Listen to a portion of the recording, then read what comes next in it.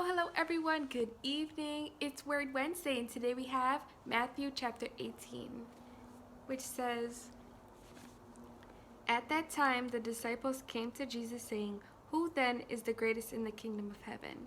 Then Jesus called a little child to him, set him in the midst of them, and said, Assuredly, I say to you, unless you are converted and become as little children, you will by no means enter the kingdom of heaven. Therefore, whoever humbles himself as this little child is the greatest in the kingdom of heaven. Whoever receives one little child like this in my name receives me. Whoever causes one of these little ones who believe in me to sin, it would be better for him if a millstone were hung around his neck and were drowned in the depth of the sea. Woe to the world because of offenses, for offenses must come, but woe to that man by whom the offense comes. If your hand or foot causes you to sin, cut it off and cast it from you. It is better for you to enter into life lame or maimed rather than having 2 hands or 2 feet to be cast into the everlasting fire. And if your eye causes you to sin, pluck it out and cast it from you. It is better for you to enter into life with 1 eye rather than having 2 eyes to be cast into hellfire. Take heed that you do not despise one of these little ones, for I say to you that in heaven their angels always see the face of my Father who is in heaven. For the Son of Man has come to save that which was lost. What do you think? If a man has 100 sheep and one of them goes astray, does he not leave the 99 and go to the mountains to seek one that is straying? And if he should find it, assuredly I say to you, he rejoices more over that sheep than over the 99 that did not go astray. Even so, it is not the will of your Father who is in heaven that one of these little ones should perish. Moreover, if your brother sins against you, go and tell him his fault between you and him alone. If he hears you, you have gained your brother. But if he will not hear you, take 1 or 2 more, that by the mouth of 2 or 3 witnesses every word may be established. And if he refuses to hear them, tell it to the church. But if he refuses even to hear the church, let him be to you like a heathen and a tax collector. Assuredly I say to you, whatever you bind on earth will be bound in heaven, and whatever you loose on earth will be loosed in heaven. Again I say to you, that if 2 of you agree on earth concerning anything that they ask, it will be done for them by my Father in heaven. For wherever 2 or 3 are gathered in my name, I am there in the midst of them. Hold on, let me get some water.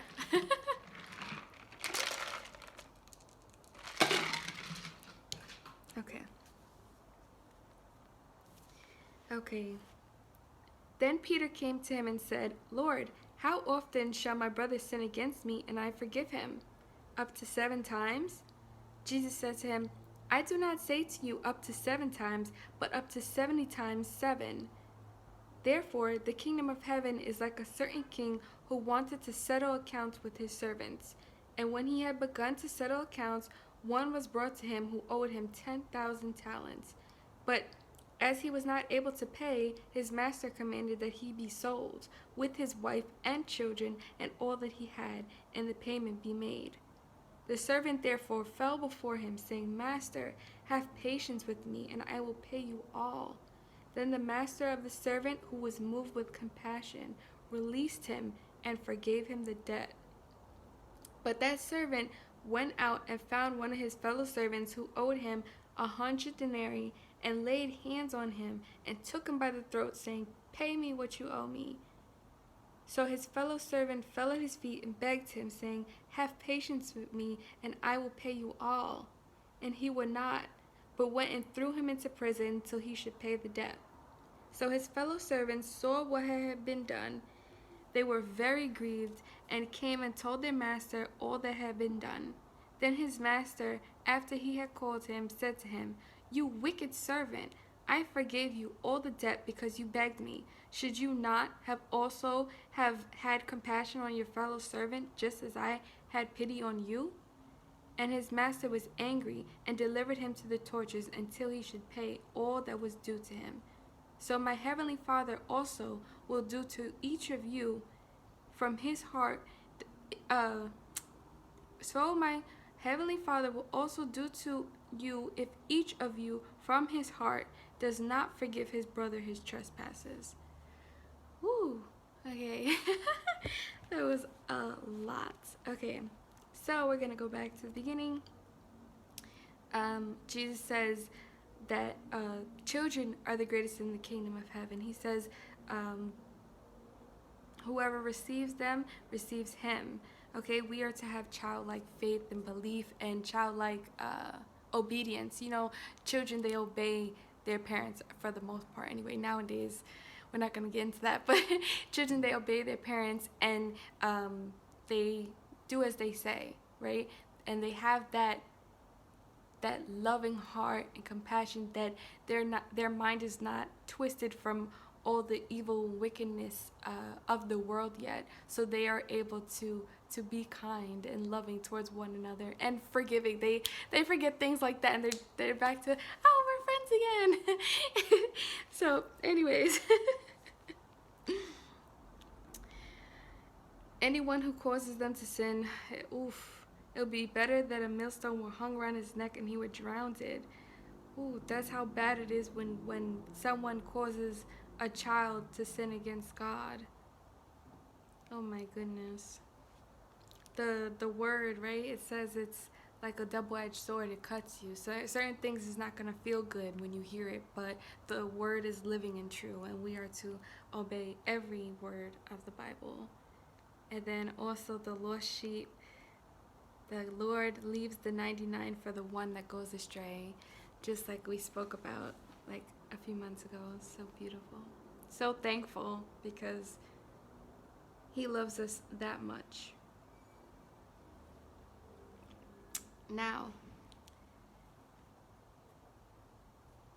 then it goes into how you should handle when your brother sins against you, and you have like a disagreement or something, and you go to that brother or sister and you talk to them one-on-one at first. Now if it doesn't go good, people don't hear you out, you guys bump heads, then you bring other people to try to help you so that you're not arguing, and that you guys could solve the issue. If the issue can't be solved, then you take it to the church, and if it's still not solved, then it says that you were to treat them like a heathen and a tax collector.